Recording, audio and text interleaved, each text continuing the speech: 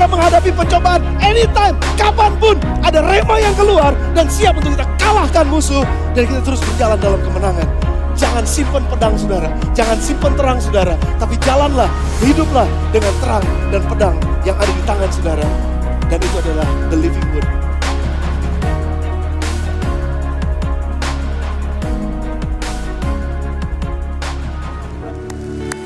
Amin, amin, amin. Sebelum sudah duduk. Terima kasih, New Life, terima kasih. Boleh gak ngomong sama teman sebelahnya, siap-siap untuk sesuatu yang membuat kita akan bergairah.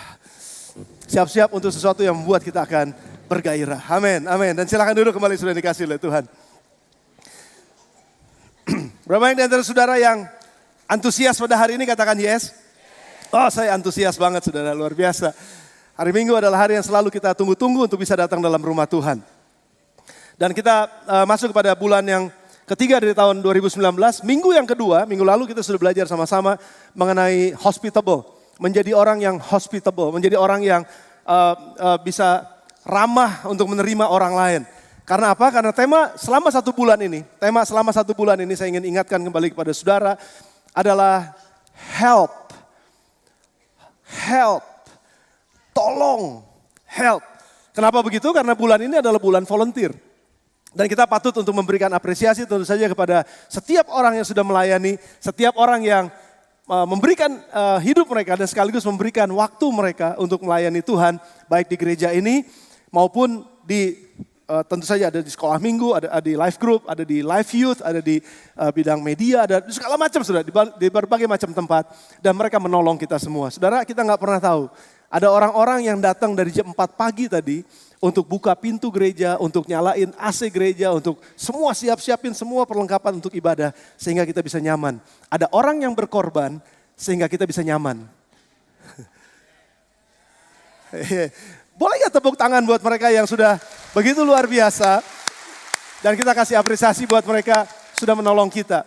Tadi pagi saya juga sampaikan berapa banyak dari antara kita mengapresiasi mereka. Anak-anak ini mereka berdiri dari subuh, saudara. Orang Sunda bilang nangtung di situ. Berdiri aja mereka di situ sampai entar malam loh, saudara. Sampai entar malam. Tuh ada yang di atas sono tuh satu lagi. Saudara kalau sampai jatuh, kita doain gak sampai jatuh.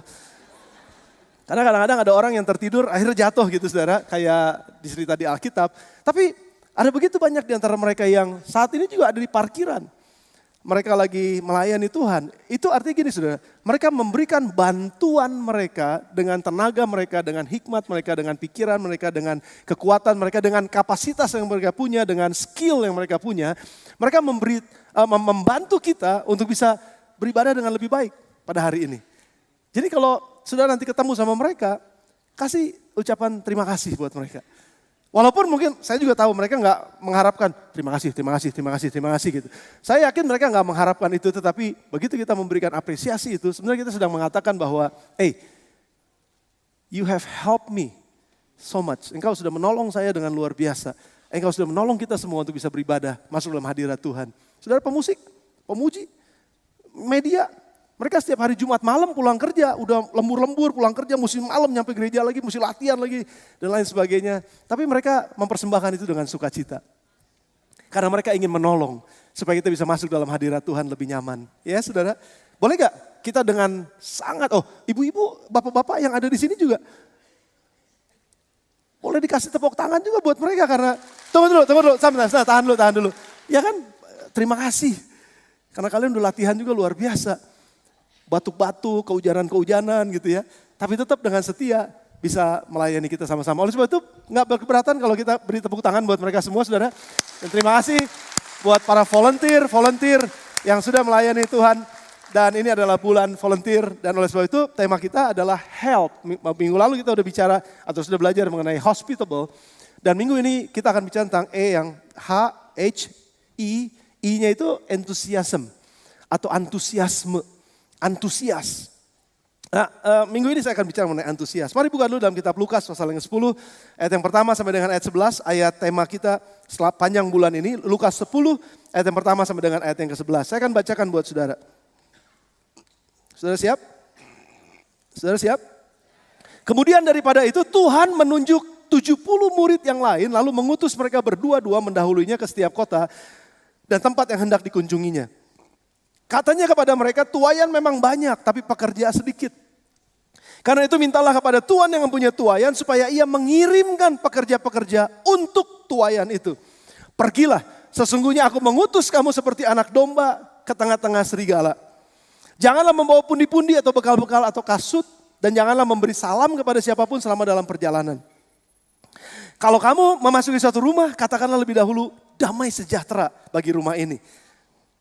Dan jikalau di situ ada orang yang layak menerima damai sejahtera, maka salammu itu akan tinggal di atasnya. Tapi jika tidak, salammu itu akan kembali kepadamu. Tinggallah dalam rumah itu, makan dan minumlah apa yang diberikan orang kepadamu. Sebab seorang pekerja patut mendapat upahnya.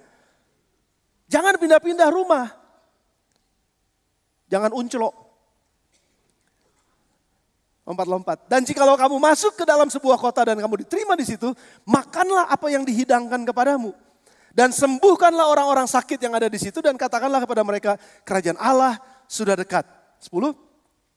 Tetapi jikalau kamu masuk ke dalam sebuah kota dan kamu tidak diterima di situ, pergilah ke jalan-jalan raya kota itu dan serukanlah, ayat yang 11, juga debu kotamu yang melekat pada kaki kami kebaskan di depanmu. Tetapi ketahuilah ini, kerajaan Allah sudah dekat. Saudara, ini merupakan manual book untuk orang-orang yang melayani Tuhan. Tapi kalau buat saya, ini juga berlaku bukan cuma sekedar untuk orang yang melayani Tuhan di dalam gereja, tetapi juga berlaku buat saudara yang melayani Tuhan di luar gereja. Apa maksudnya? Di tempat kerjaan saudara, di perusahaan saudara, di mana aja saudara ada sebagai pemerintah, entah saudara sebagai pegawai negeri, entah saudara sebagai orang sipil, entah saudara sebagai TNI, entah saudara sebagai Polri, kepolisian, sebagai apa aja, sebagai guru, sebagai apa aja, di mana aja, sebetulnya itu adalah pelayanan kita. Sudah setuju dengan saya? Jadi waktu kita bekerja dimanapun kita ditempatkan Tuhan atau dimanapun kita bekerja, sebetulnya itu adalah bentuk pelayanan kita kepada masyarakat, bentuk pelayanan kita kepada sesama kita. Dan ini adalah manualnya. Yang Yesus katakan adalah manualnya. Yesus, kalau buat saya, Yesus, maafkan, agak aneh. Kenapa? Karena saya akan paraphrase buat saudara dan saudara akan lebih ngerti apa yang dikatakan oleh Yesus mengenai manual book untuk orang yang kerja atau untuk yang melayani. Manual booknya begini yang pertama. Yang pertama, sudah dengar ya? Siap? Paraphrase, saya nggak lari dari konteks firman. Ini firman Tuhan. Konteksnya begini, Yesus sedang memanggil orang untuk kerja. Bukan orang yang gak ada kerjaan. Orang yang gak ada kerjaan mesti kerja. Tapi ini yang dipanggil adalah memang orang yang udah kerja dipanggil untuk melayani. Satu. Yang kedua, biasanya orang yang sibuk itu yang dipanggil. Karena kalau nggak sibuk artinya dia nggak bisa apa-apa mungkin. Kalau kita ketemu orang, apa kabar? Lagi kerja apa sekarang? Wah banyak, apa? Banyak. Gimana? Sibuk ya? Sibuk. Tapi aneh, setiap hari ada jadi tempat yang sama dan ngapa-ngapain. No, saya nggak mau melebar ke situ. Tapi Tuhan panggil orang yang kerja. Tuhan panggil orang yang sibuk. Karena kemungkinan besar orang yang sibuk memang orang yang kepake. Orang yang gak sibuk, kenapa gak sibuk? Karena gak kepake. Tapi Tuhan mau panggil sebenarnya orang gak sibuk, jadi mau panggil supaya dia bisa jadi kerja dan sibuk. Artinya gini, dia berkontribusi untuk sesuatu. Sudah bersama dengan saya? Nah, dengar. Tuhan panggil orang yang sudah bekerja. Tapi begini, Tuhan panggil orang untuk kerja dengan kondisi pekerjaannya seperti ini. Dengar saya. Kerjaannya banyaknya minta ampun, gak beres-beres.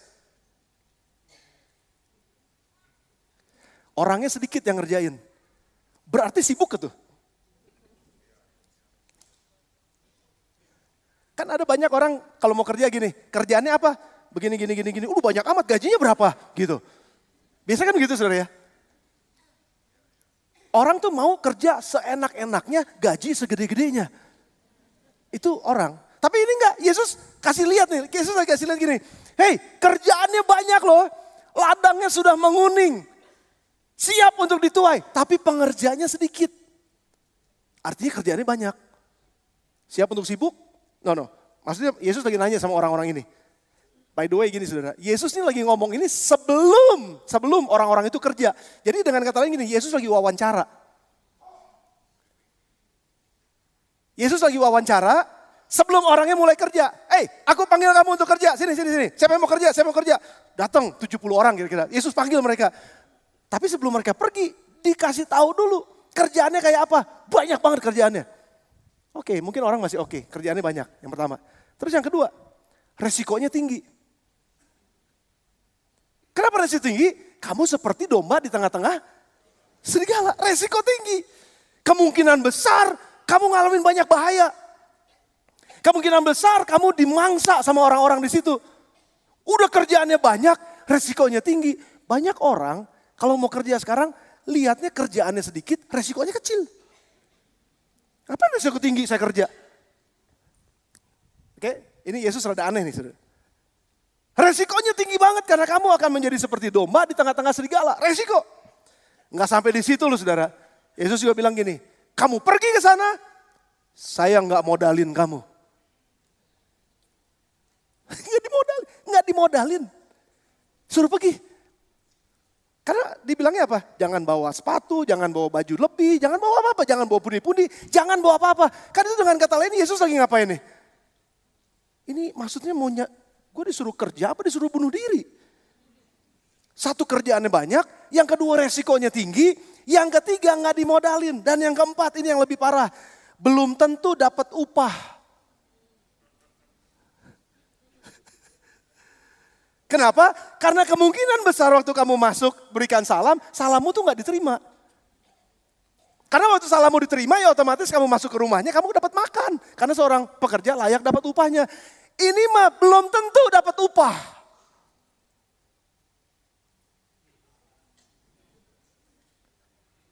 Mulai gidek-gidek nih. Kerjaannya banyak, resikonya tinggi. Nggak dimodalin, belum tentu digaji, kalaupun digaji nggak tetap tiap bulan. Jumlahnya juga nggak pasti. Yang kelima nih ada lagi nih. Apa yang kamu tawarin juga belum tentu diterima orang. Kemungkinan besar kamu ditolak. Saudara enek gak sih kalau saudara lagi kerja ditolak sama orang? Kita lagi marketing nih, kita lagi bawa ini, ini produk bagus nih, enggak, gue udah ada yang lain. Ditolak kan? Kita mesti pergi lagi dengan gondok. Saudara bisa lihat, orang-orang ini dipanggil Yesus, mungkin saja dari kerjaan mereka. Kita tahu 12 murid kan mereka juga bukan orang nganggur, mereka semua orang yang kerja, betul gak saudara? Kan ada yang nelayan, ada yang jadi tax collector, terus ada yang segala macam itu. Mereka dipanggil waktu mereka kerja saudara. Dan saya kemungkinan besar kalau menurut saya yang 70 orang ini pun dipanggil waktu mereka kerja. Jadi bukannya orang yang gak ada kerjaan. Jadi waktu Yesus panggil dan dia bilang kerjaannya banyak, resikonya tinggi, saya gak akan modalin, belum tentu dapat upah atau gaji yang tetap, belum tentu diterima orang atau kemungkinan besar kamu ditolak, tapi kamu harus bekerja dengan sungguh-sungguh sembuhkan yang sakit.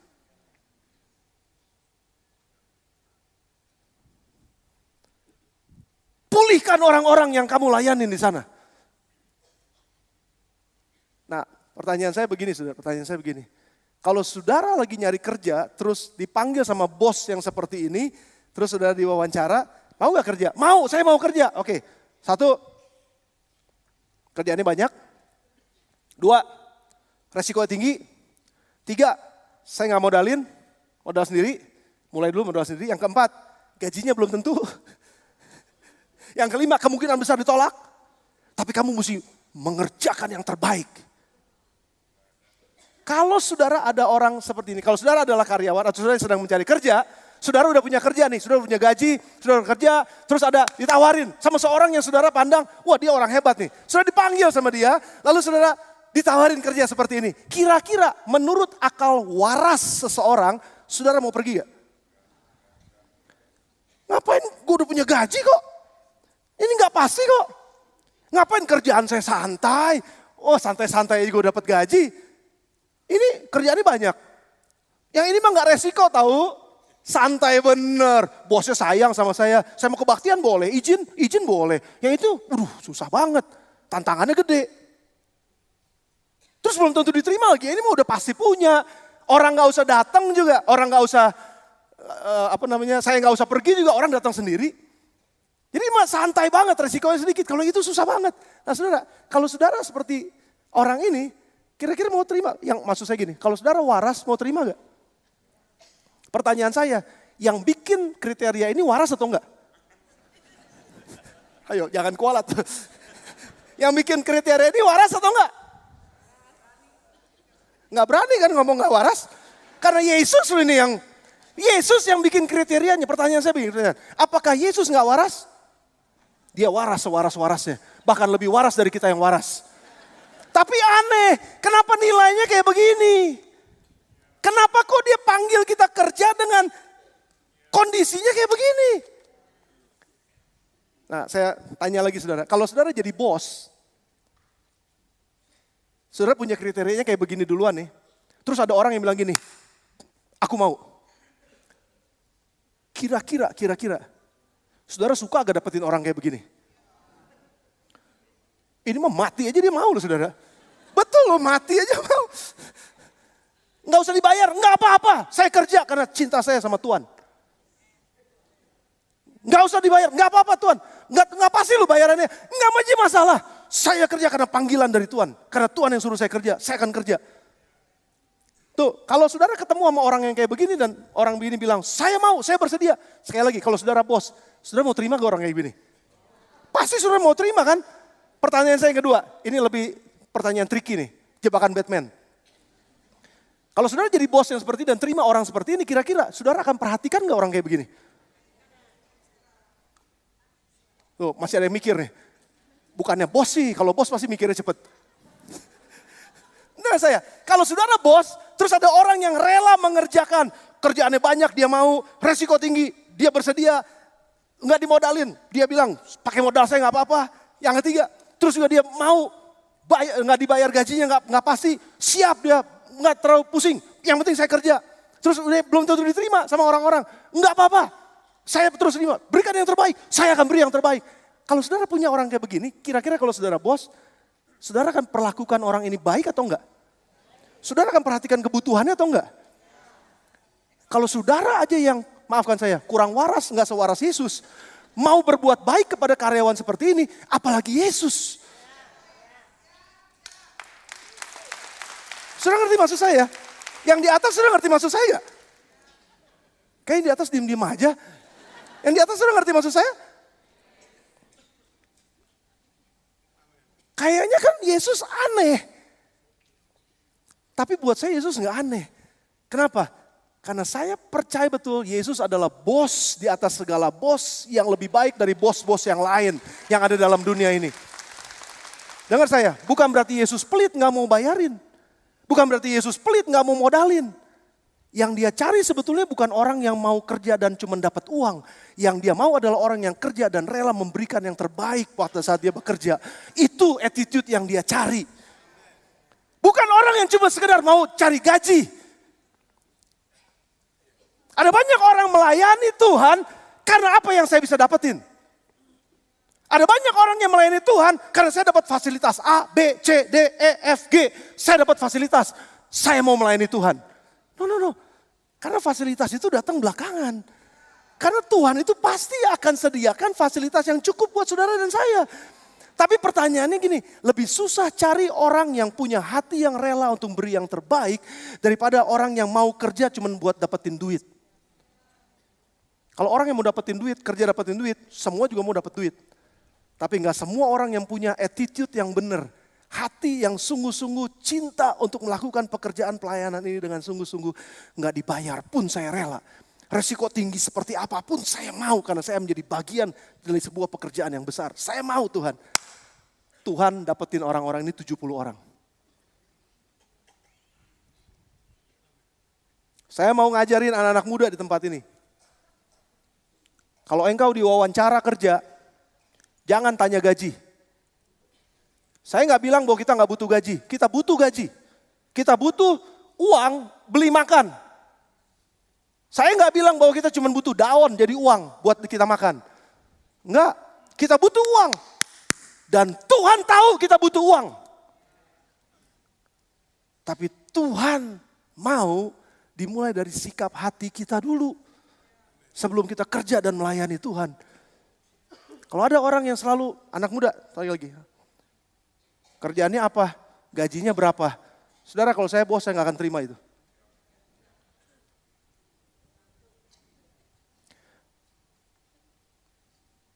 Saya gembala sidang, kalau ada yang mau melayani di gereja ini terus nanya, saya digaji berapa? Ikut live group dulu deh.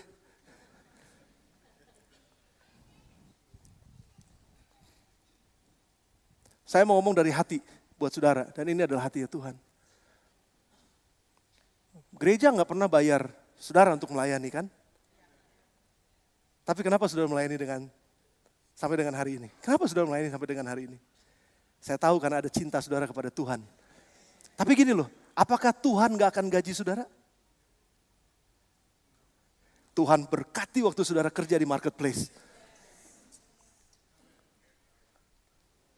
Well, ada orang-orang yang memang secara khusus, panggilan khusus untuk ada dalam rumah Tuhan tempat ini dan memang dibayar. Seorang layak dapat upahnya, itu udah pasti. Tapi maksudnya gini, bayangin sekarang kita ada, berapa sekarang kita, mana Daniel Safat, kita ada berapa sekarang, 1000 berapa pengerja kita, 600, 700. 700-an orang melayani di gereja ini, bayangin gak 700 orang melayani, 700 mau digaji. No, saya gak bilang duitnya, saya gak bilang gajinya, bukan itu maksud saya. Tapi yang Tuhan cari adalah hatinya. Saya mau saksiin buat saudara, kalau saya bisa sebut nama, saya mau sebut nama, tapi saya gak boleh sebut nama. Kalau saya bisa sebutin namanya satu-satu, ada begitu banyak dulu, mereka adalah guru-guru sekolah minggu. Masih kuliah jadi guru sekolah minggu, masih SMA, ngajar di tunas remaja dan lain sebagainya. Terus pelayanan, nggak pernah mikir mau dibayar, cuma cinta sama Tuhan aja, di drive sama cintanya kepada Tuhan, dengan kesungguhannya mau melayani Tuhan dengan sungguh di gereja ini. Dan saya bisa ngelihat kok kehidupan sekarang mereka seperti apa. Justru gereja adalah tempat untuk mereka latihan attitude yang benar. Latihan sikap hati yang benar. Latihan gimana mengelola waktu dengan benar. Latihan mimpin rapat dengan benar. Latihan mengelola orang dengan benar. Saya adalah salah satu contoh bagaimana Tuhan sudah berkatin hidup saya. Sampai dengan hari ini saya mulai dari sekolah minggu.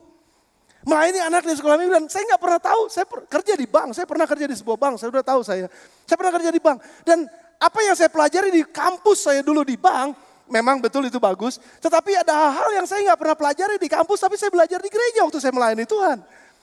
Saya bisa ketemu sama orang-orang yang, waduh gile benar lebih dari serigala. Kamu ditempatkan sebagai domba di tengah-tengah harimau, beruang dan serigala. Bukan cuma serigala kayaknya. Itu luar biasa, tapi kok aneh saya bisa menghadapi orang-orang seperti ini, karena apa? Saya biasa diomelin juga waktu pelayanan-pelayanan dulu.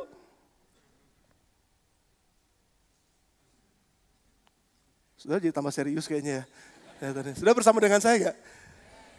Ya maksud saya begini saudara.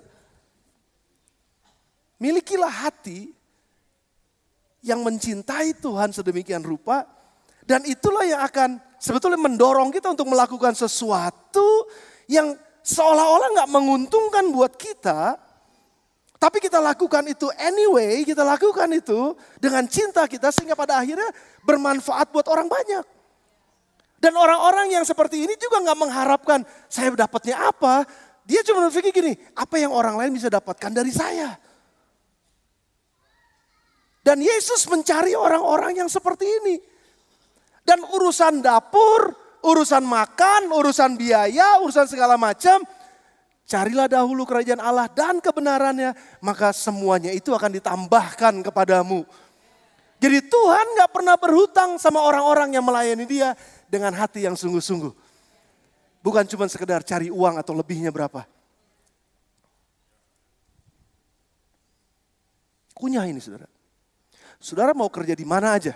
Saudara mau jadi pegawai negeri, saudara mau jadi pegawai swasta, saudara mau jadi apa tadi yang saya sebutkan, TNI, Polri, saudara jadi guru, saudara jadi pengusaha, saudara jadi bisnismen, apa aja. Jangan dulu mikir apa yang saya dapat. Layani saja dulu dengan cinta saudara. Sepenuh hati saudara, dengan ketulusan saudara. Semuanya akan ditambahkan. Nah, ini yang saya sebut dengan satu kata antusias. Orang kalau kerja dari awalnya kepengennya dapat berapa, kepengennya dapatkan apa, maka waktu dia nggak dapatkan sesuai dengan apa yang dia harapkan, dia udah nggak antusias lagi. Betul gak saudara? Ya katanya saya bakalan dapat bonus. Mana bonusnya nggak ada. Ngomel. Udah kinerjanya mulai turun. Tau begitu mah gue gak usah kerjain. Ngomel saudara. No. Tuhan cari orang yang antusias. Tuhan cari orang yang sungguh-sungguh mau bekerja walaupun gak diupah. Tapi sekali lagi, buat sebagian besar dari kita kemungkinan khotbah ini adalah kebodohan. Si pastor mah gak nauin aja, dia pendeta, gue kan kerja. Emang pendeta gak perlu makan? Kita sama kok. Emang pendeta gak perlu nyekolin anak? Kita sama kok. Emang pendeta gak boleh punya mobil?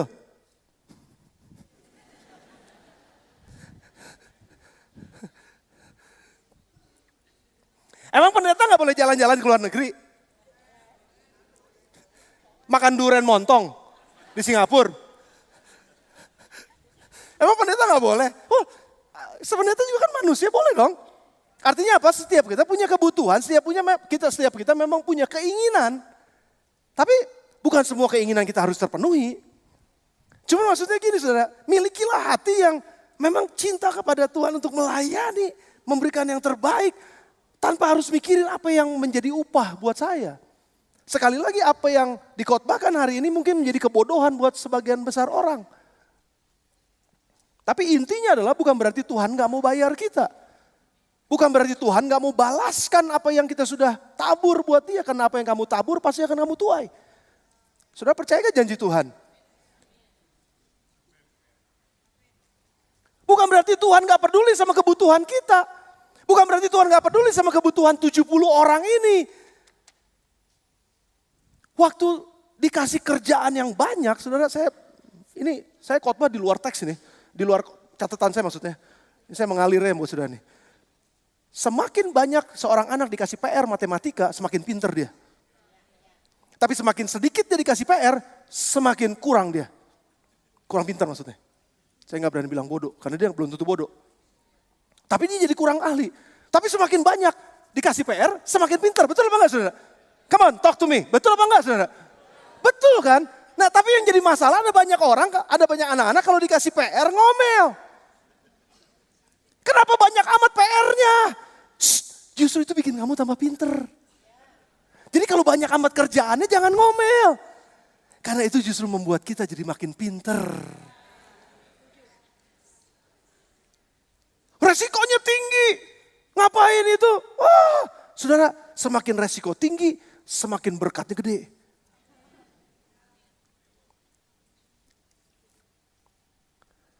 Saya kalau nggak berani keluar dari lingkaran ini, saudara, resiko saya kecil. Saya nggak mungkin jatuh. Tapi ruang lingkup saya cuma segini. Tapi begitu saya memberanikan diri untuk keluar dari sini, resiko nggak? Resiko loh. Kemungkinan saya jatuh loh. Kemungkinannya bisa jatuh loh.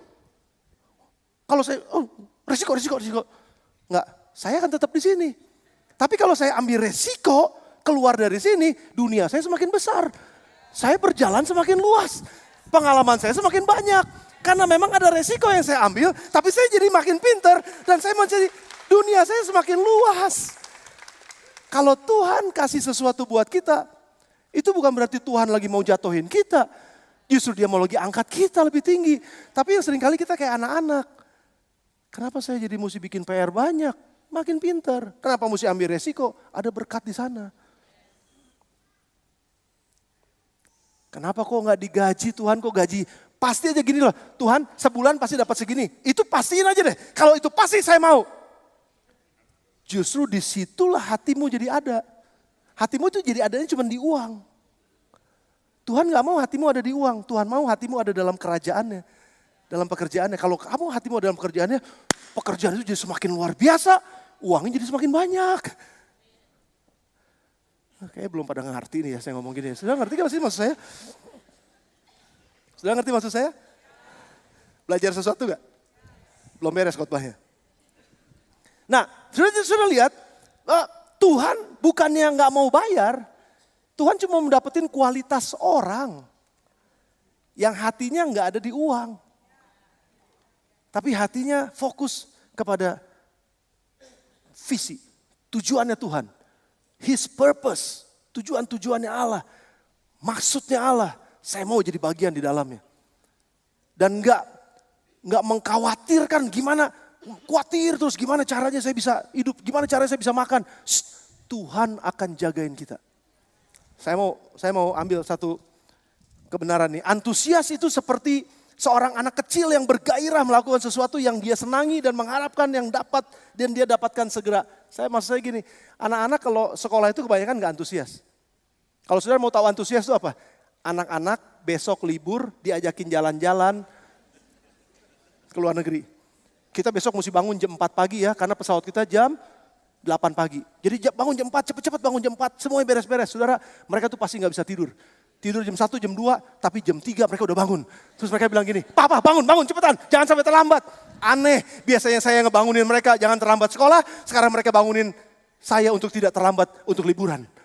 Itu namanya antusias. Mereka tuh antusias. Nah, seperti itulah yang Tuhan inginkan kalau kita melayani Tuhan. Jangan, masih pagi ya, masih pagi. Apain sih bangun-bangun pagi? Beda, sudah perhatikan. Thomas Alva Edison pernah bilang begini, apabila engkau mati tanpa meninggalkan apa-apa untuk keturunanmu kecuali antusiasme, sesungguhnya engkau sudah mewarisi harta pusaka yang teramat penting buat mereka. Antusias. Karena orang yang antusias dia akan dapatkan apa aja dalam kehidupannya. Amsal 18 ayat yang ke-9. Boleh dibukain dengan segera Amsal 18 ayat yang ke-9.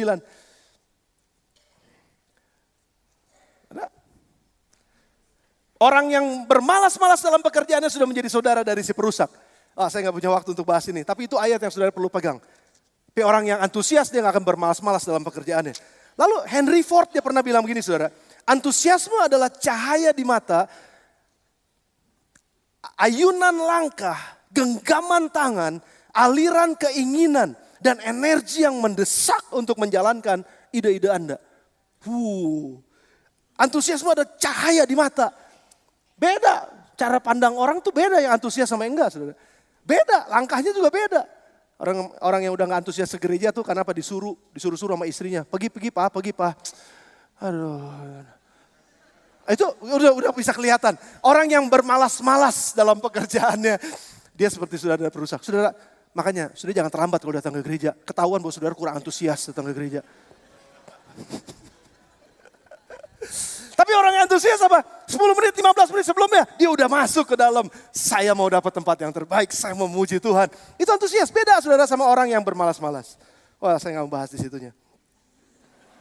Amsal 18 ayat ke-14. Amsal 18, 14. Orang yang bersemangat dapat menanggung penderitaannya. Tetapi siapa yang memulihkan semangat yang patah? Amsal 18 ayat 14. Orang yang bersemangat, saudara, itu orang yang antusias. Antusias asal katanya dari entusiasmos, itu berasal dari 3 kata bahasa Yunani, en, theos, dan odia. Artinya apa? Memiliki atau dipenuhi oleh esensinya Allah.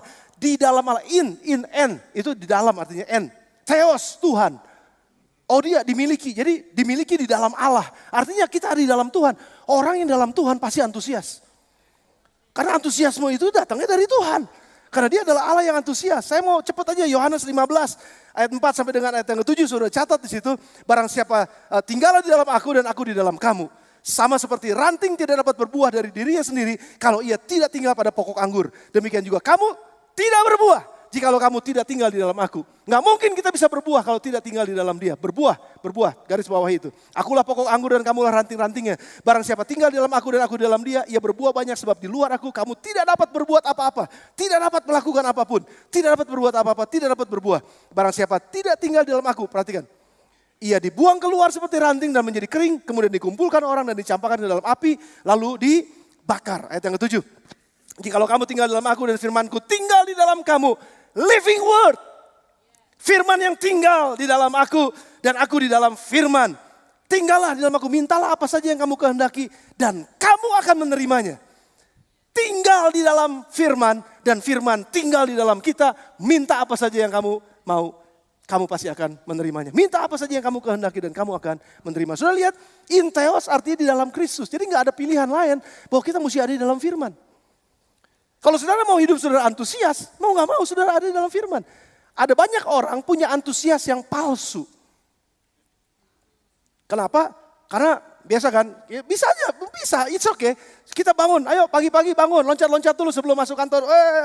Teriakan, yes, yes, yes, 3 kali. 1, 2, 3, yes. Bisa aja, tapi itu palsu karena setelah itu lemas lagi. Tapi antusias yang sesungguhnya adalah antusias yang tinggal di dalam Tuhan. Dan Tuhan tinggal di dalam dia setiap saat, setiap hari, setiap detik, setiap menit. Ada di dalam dia, gak cuma sekedar lagi mau mulai kerja aja, loncat-loncat. Ada motivator soalnya suruh loncat-loncat, tepuk tangan, yes, 1, 2, 3, yes. Begitu di luar situ, 3, 4, 5. Gitu, bukannya 1, 2, 3 lagi, 3, 4, 5, udah lewat lagi. Udah beda lagi saudara. Saudara ngerti maksud saya? Bisa aja kita antusias yang palsu. Tapi antusias yang sebenarnya adalah kita dapat ketika kita tinggal di dalam Tuhan dan Tuhan tinggal di dalam kita. Waktu saya hampir habis, saya mau tutup dengan ini. Apa yang membuat kita bisa antusias, saudara? Apa yang membuat kita antusias? Filipi 1 ayat 21 sampai dengan 24, saya tutup dengan Paulus. Filipi pasal yang pertama ayat 21 sampai dengan ayat yang ke-24. Karena Paulus bilang, saudara, ini revolutionize pikiran saya.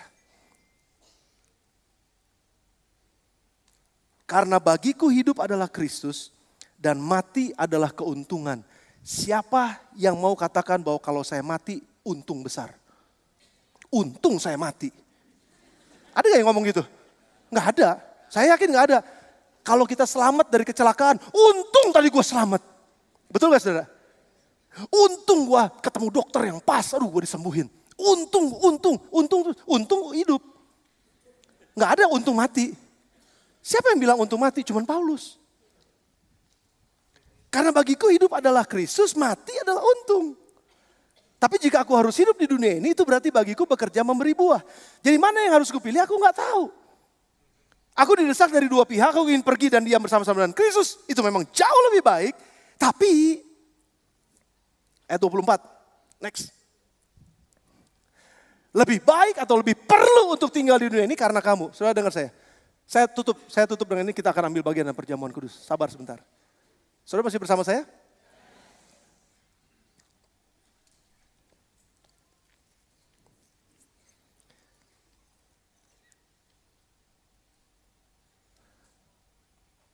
Bagi Paulus,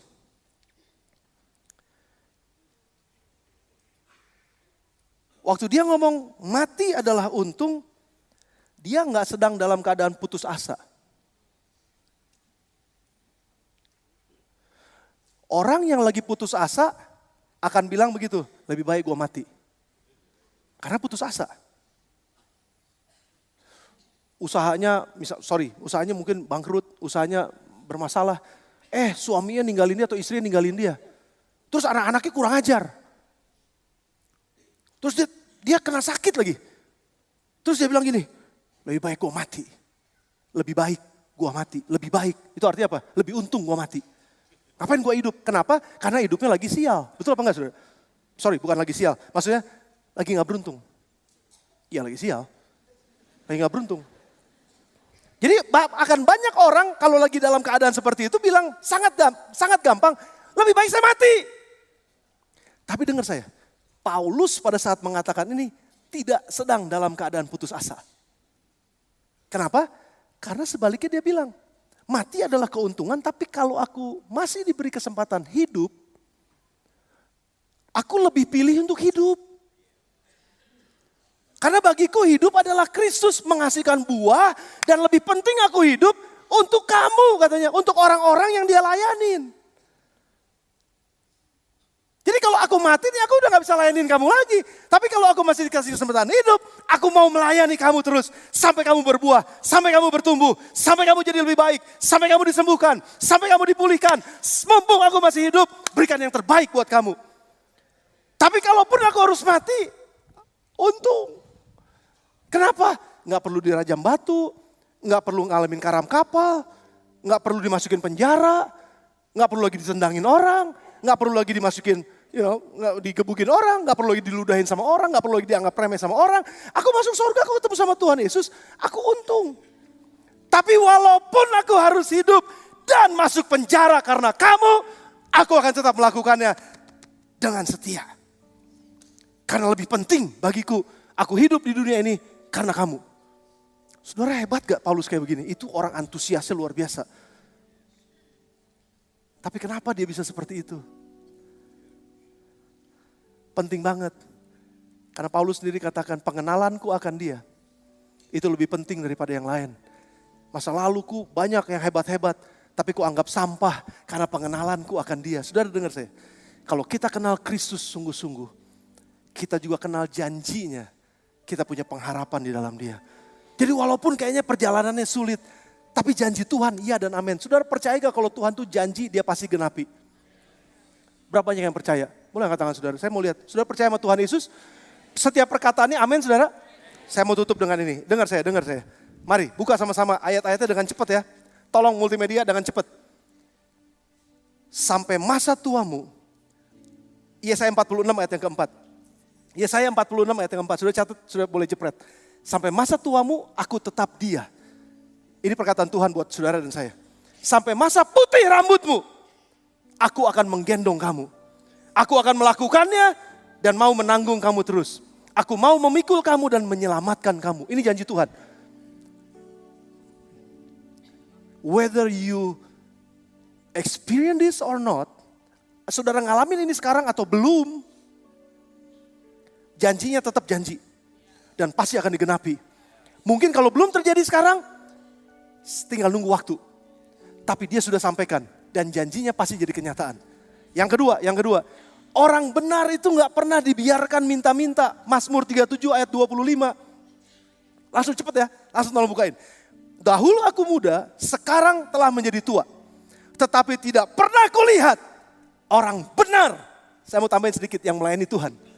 Ditinggalkan. Atau anak cucunya minta-minta roti. Gak pernah Tuhan biarkan kita minta-minta atau kekurangan. Karena dia Allah yang mencukupkan setiap kebutuhan kita. Allahku akan mencukupkan segala keperluan menurut kekayaan dan kemurahannya di dalam Yesus Kristus Tuhan kita. Amin saudara, yes. Itu janji Tuhan. Itu janji Tuhan. Kalau belum terjadi sekarang, bukan berarti gak akan terjadi. Karena janji Tuhan yang dia sudah sampaikan gak pernah kembali dengan sia-sia. Karena pasti akan dia lakukan. Tinggal nunggu waktunya. Bagaimana caranya kita gak tahu. Tapi Tuhan akan lakukan dengan caranya.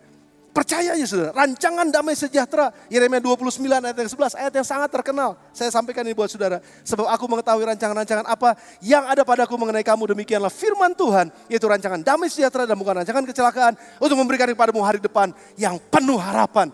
Rancangan damai sejahtera pasti buat kita. Dan banyak lagi ayat-ayat yang lain. Waktu kita habis. Kenapa Paulus bisa begitu antusias di tengah-tengah tekanan yang dialamin selama hidupnya di dunia ini? Karena dia tinggal di dalam firman. Dalam janji Tuhan. Dan dia percayakan janji Tuhan. Dan janji itu walaupun belum jadi kenyataan, tetap dia harapkan akan terjadi.